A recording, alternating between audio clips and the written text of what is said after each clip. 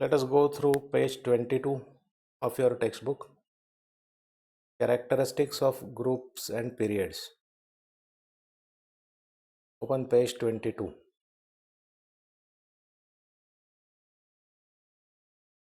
The characteristics of the groups and periods in the periodic table are understood by comparison of the properties of the elements. I have shown one period and one group here to understand these points. What he is saying is the characteristics of the groups and periods in the periodic table. Periodic table मधल्या groups आणि periodच्या characteristics या properties of elements compare करून आपल्याला चांगल्या समजून घेता येतात. Various properties of all the elements in a group show similarity and gradation. एका ग्रुपमधले जे एलिमेंट्स असतील त्यांच्या ज्या व्हेरियस प्रॉपर्टीज आहेत त्याच्यात सिमिलॅरिटी असते आणि ग्रेडेशनही असतं. For example this is halogens, group of halogens here. त्यांच्यात सिमिलॅरिटी अशी आहे की all of these are oxidizing agents, ही सिमिलॅरिटी झाली. आणि याच्यात ग्रेडेशन असं आहे की ग्रेडेशन म्हणजे हळूहळू बदल असा होत जातो आहे की fluorine is the strongest oxidizing agent. Chlorine हा त्याच्याहून थोडा कमी स्ट्रॉंग आहे, हा अजून कमी स्ट्रॉंग आहे, अँड सो ऑन. म्हणजे याच्यात सिमिलॅरिटी पण आहे आणि ग्रेडेशन पण आहे. However, the properties of elements change slowly while going from one end to the other, for example, from left to right in a particular period. मात्र एखाद्या पिरियडमध्ये आपण जसं we start moving from left to right तसा एलिमेंट्सच्या प्रॉपर्टीजमध्ये हळूहळू बदल होत जातो. म्हणजे पोटॅशियम आणि कॅल्शियम यांच्या प्रॉपर्टीजमध्ये कमी बदल असतो, कमी फरक असतो. कॅल्शियम आणि स्कॅन्डियममध्ये पण कमी फरक असतो. पण लांबचे जर एलिमेंट्स घेतले, समजा पोटॅशियम आणि सेलेनियम घेतला किंवा पोटॅशियम आणि ब्रोमिन घेतला, तर त्यांच्या प्रॉपर्टीजमध्ये बराच फरक असतो. याच्यात जो प्रॉपर्टीजमध्ये होणारा बदल आहे तो हळूहळू होत जातो.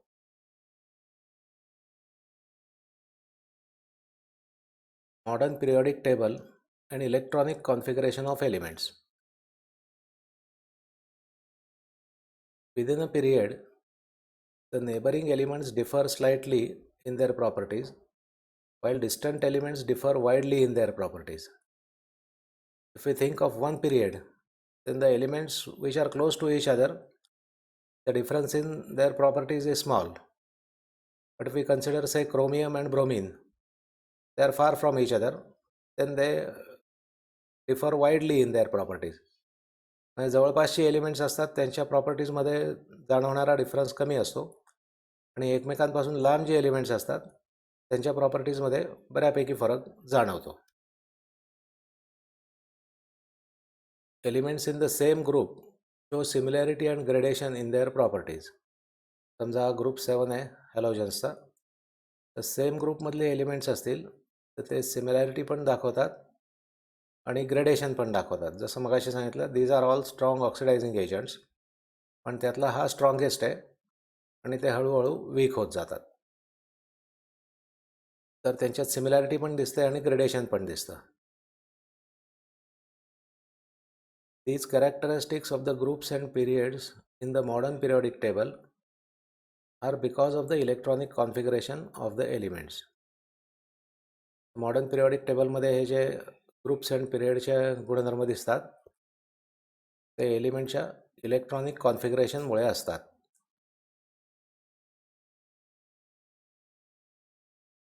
It is the electronic configuration of an element which decides the group and the period in which it is to be placed. म्हणजे एखाद्या एलिमेंटला पिरियडिक टेबलमध्ये कुठे जागा द्यायची हे किंवा कुठल्या ग्रुपमध्ये आणि कुठल्या पिरियडमध्ये ठेवायचं हे इलेक्ट्रॉनिक कॉन्फिगरेशनवरनं ठरतं. आता ग्रुप्स आणि इलेक्ट्रॉनिक कॉन्फिगरेशनचा काय रिलेशन आहे ते आपण बघू. Can you tail?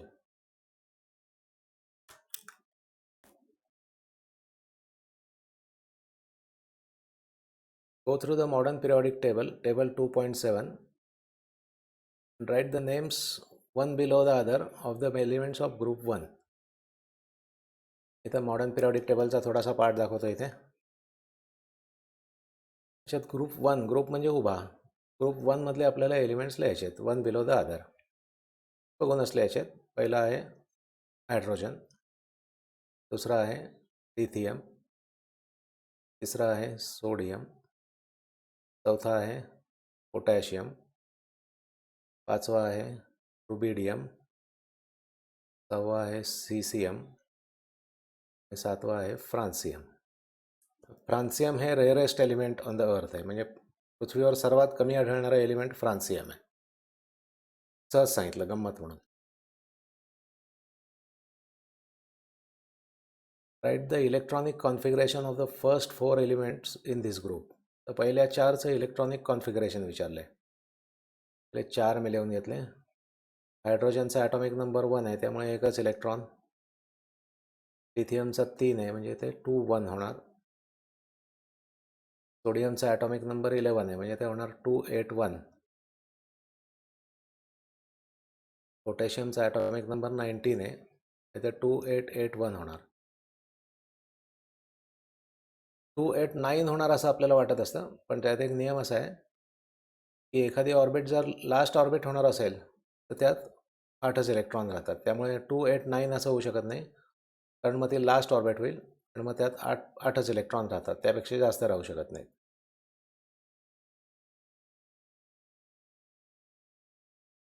Which similarity do you find in their configuration. यांच्या कॉन्फिगरेशनमध्ये सिमिलॅरिटी काय दिसते?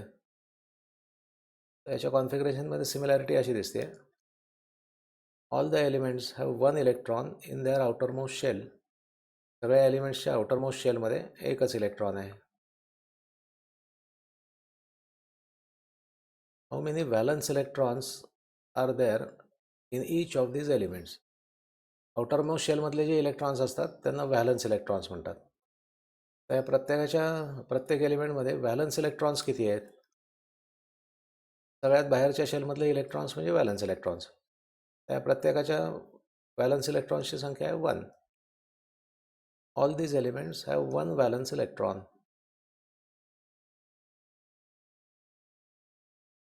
You will find that the number of valence electrons in all these elements from the group 1, that is the family of alkali metals, is the same. Group 1 जो मगाशी बघितला आपण, त्याला group of alkali metals म्हणतात. त्याच्यात alkali metals आहेत. तर त्याच्या सगळ्या एलिमेंट्समध्ये असणाऱ्या व्हॅलन्स इलेक्ट्रॉन्सची संख्या सेमच आहे.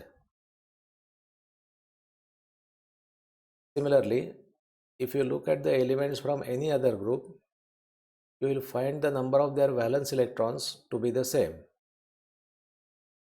त्याचप्रमाणे इतर कुठल्या ग्रुपमध्येही जरी आपण बघितलं तरी व्हॅलन्स इलेक्ट्रॉन्सची म्हणजे आउटरमोस्ट शेलमधल्या इलेक्ट्रॉन्सची संख्या सेमच असते असं आपल्या लक्षात येतं.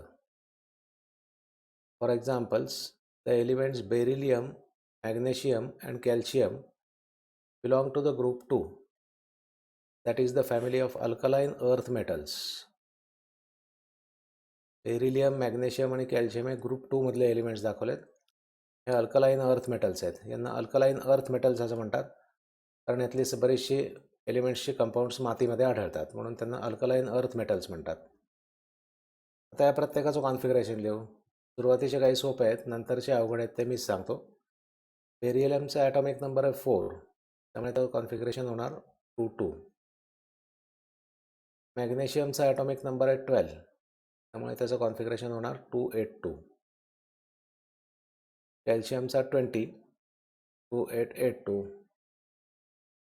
फ्रॉन्शियमचा 38 आहे ॲटॉमिक नंबर, 2 8 18 8 2. तर बेरियमचा 56 आहे. हे पुढचे तुम्हाला लिहिता येणं अवघड आहे जरा, हे सोडून द्या, तुम्ही काही विचार करू नका, एवढ्या अवघड तुम्हाला विचारणार नाही. आणि रेडियमचा आहे 88. तर त्यांची कॉन्फिगरेशन्स आहेत. तर इथं आपल्याला असं दिसतंय की प्रत्येकाच्या आउटरमोस्ट शेलमध्ये 2 इलेक्ट्रॉन्स आहेत. तो तेच म्हणतोय.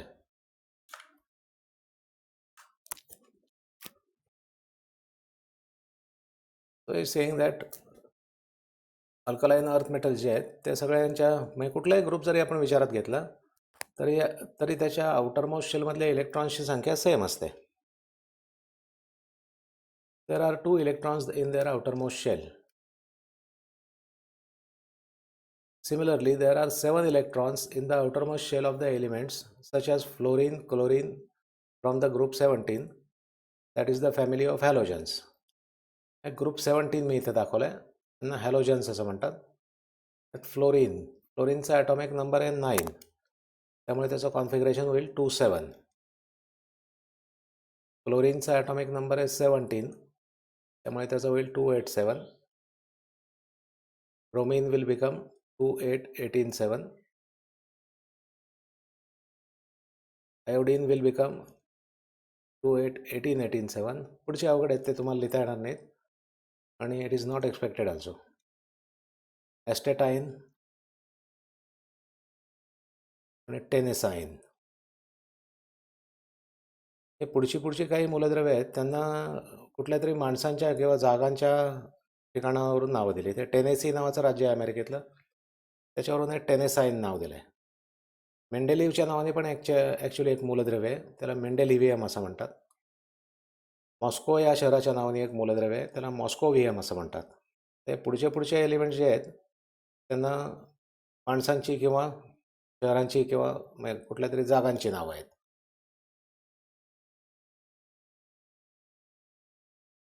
While going from top to bottom within any group, one electron shell gets added at a time. म्हणजे आपण कुठल्याही ग्रुपमध्ये वरून खाली येत असताना एक इलेक्ट्रॉन शेल ॲड होत जाते. Okay. From this we can say that the electronic configuration of the outermost shell is the characteristic of a particular group. त्यामुळे एखादा ग्रुप जो असतो त्याचा इलेक्ट्रॉनिक कॉन्फिगरेशन जे असतात किंवा आउटरमोस्ट शेलचे जे असतात तीच त्याची कॅरेक्टरिस्टिक असते. म्हणजे आउटरमोस्ट शेलमधल्या इलेक्ट्रॉन्सच्या संख्येवर ठरतं की त्या एलिमेंट्सच्या प्रॉपर्टीज कशा असतील, त्या ग्रुपमधल्या एलिमेंट्सच्या प्रॉपर्टीज कशा असतील. However, as we go down a group, the number of shells goes on increasing. जसं आपण वरून खाली जावं ग्रुपमध्ये तसे number of shells goes on increasing.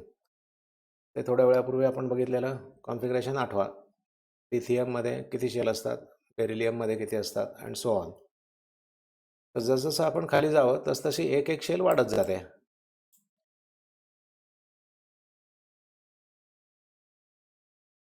Let us go through do you know on page 22.